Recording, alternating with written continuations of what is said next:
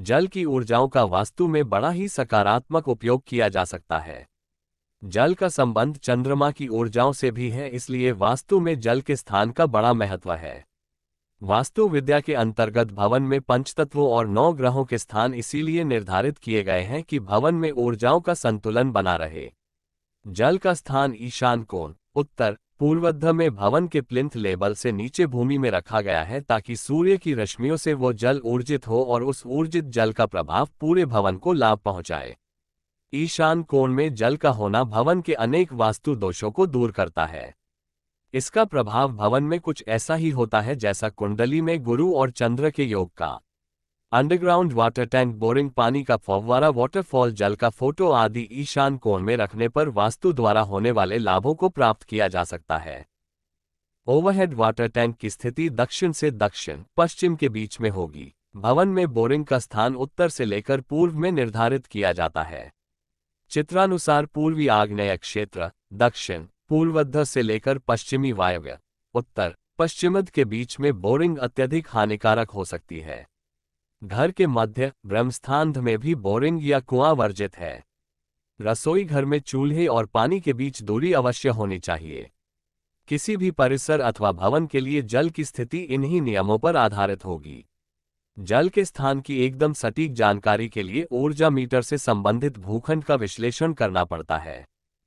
ग्रामीण क्षेत्रों में अधिकतर तालाब बनाने की परंपरा रही है। गांव की जनसंख्या और गांव का आकार देखते हुए गांव में तालाबों की संख्या और आकार का निर्धारण होता था। ये तालाब रेन वाटर हार्वेस्टिंग और भूमिगत जलस्रोतों की रिचार्जिंग किया करते थे। साथ ही ये तालाब गांव वालों के लिए एक आदर्श जलस्रोत का भी काम करते थे। अधिकतर तालाबों के तट पर किसी देवी देवता का मंदिर भी बना दिया जाता था। वर्षा ऋतु से पहले तालाब के मिट्टी का विविध ढंग से उपयोग करने की प्रथा थी। ये प्रथा तालाब की मिट्टी की मेडिसिनल वैल्यू का प्रयोग करने के लिए बनाई गई थी। तालाब के मिट्टी की ऊपरी सतह निकल जाने से तालाब पुनः अधिक जल संग्रहण एवं जल अवशोषित करने की स्थिति में आ जाते थे। तालाब की पारिस्थितिकी को बनाए रखने का यह एक वैज्ञानिक तरीका था जिसकी प्रशंसा की जानी चाहिए। जल का गहरा संबंध ईशान कोण उत्तर पूर्वध्य से है। गांव या छोटी टाउनशिप के ईशान में तालाब या कुआं लाभकारी माने जाते हैं। इस बात पर बहुत विशेष ध्यान दिया जाता है कि कुआं अथवा तालाब उत्तर पूर्व या दक्षिण पश्चिम को मिलाने वाली रेखा पर न हो। इनका स्थान उत्तर पूर्व से पूर्व के मध्य अथवा उत्तर पूर्व से उत्तर के मध्य होगा, अर्थात पूर्व पूर्वोत्तर तथा उत्तरी पूर्वोत्तर में होगा।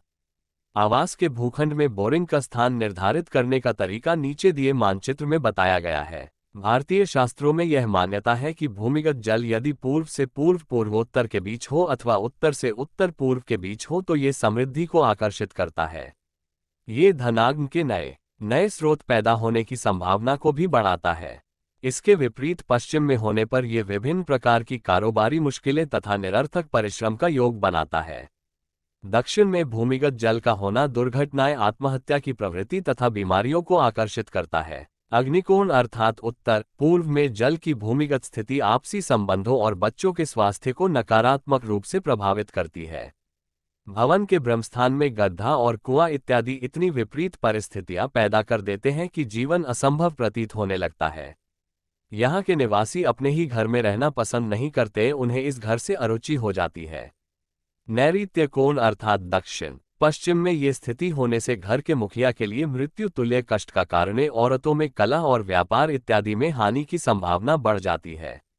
वायव्य अर्थात उत्तर पश्चिम में भूमिगत जल की स्थिति धन संबंधी विवादों और मन की अत्यधिक चंचलता का कारण बनती है। भूखंड में बोरिंग का पॉइंट खोजने के लिए दिए गए चित्र के अतिरिक्त डाउजिंग तथा प्रश्न ज्योतिष का भी सहारा लिया जा सकता है। यदि भवन में पहले से ही बोरिंग के स्थान पर त्रुटि हो गई हो तो उसे बंद कर देना चाहिए। यदि यह संभव न हो तो ईशान कोण अर्थात उत्तर पूर्व में भी बोरिंग अथवा अंडरग्राउंड टैंक बनाने का प्रयास करें। पूर्व की बोरिंग का पानी पहले इस वाटर टैंक में लाएं और यहां से लिफ्ट कर उसे ऊपर टंकी में ले जाएं। भवन की छत पर पानी की टंकी रखने के संबंध में ये नियम बदल जाते हैं। ऊपर रखी पानी की टंकी भवन के उस हिस्से को भारी कर देती है, इसलिए छत पर पानी की टंकी को दक्षिण पश्चिम अर्थात नैऋत्य कोण की दिशा में रखा जाना चाहिए। दक्षिण पश्चिम से थोड़ा दक्षिण अथवा थोड़ा पश्चिम की ओर रखना ठीक होगा। दक्षिण, पश्चिम तथा उत्तर, पूर्व को मिलाने वाले अक्ष पर टंकी कभी नहीं रखी जानी चाहिए। पानी की टंकी को छत की रेलिंग से सटाकर भी नहीं रखा जाना चाहिए। प्रयास ये होना चाहिए कि पानी की टंकी को छत से थोड़ा ऊंचा कर रखा जाए ताकि भवन के स्लैब में सीलन आदि आने की संभावना न हो। उत्तर पूर्व की छत की टंकी मानसिक तथा आर्थिक परेशानियों का कारण बन सकती है। पूर्व तथा उत्तर में भी यह इसी प्रकार का प्रभाव उत्पन्न करेगी। ये दक्षिण पूर्व में स्वास्थ्य संबंधी परेशानियां, दुर्घटनाएं, आर्थिक समस्या और विवाद आदि का कारण बन सकती है। हमें यह नहीं भूलना चाहिए कि किस प्रकार जल के महत्व की अनदेखी करने के कारण अनेक सभ्यताएं पृथ्वी से नष्ट हो गईं। हमने यहाँ जल के भौतिक तथा पराभौतिक प्रभावों का वैज्ञानिक विवेचना किया है। जल के लिए हमें अपने दृष्टिकोण में मूलभूत परिवर्तन करना होगा। जल सजीव है और इसे सजीव मानना ही मानव सभ्यता को विनाश से बचा सकता है। जल के लिए हमारी दृष्टि बहुत सम्मान से भरी होनी चाहिए। यदि हमारे शास्त्रों में जल को देवी या देव रूप में माना गया है तो यह कोई अतिशयोक्ति नहीं है। जल ऐसा ही है। हमें इसका सम्मान करने के साथ ही इसे प्रदूषित होने से भी बचाना है। ऐसा करने से ही हमें जल देवता या इसके पराभौतिक रूप का आशीर्वाद मिलेगा, तभी हम अपने जीवन और अपनी संस्कृति की रक्षा कर सकेंगे।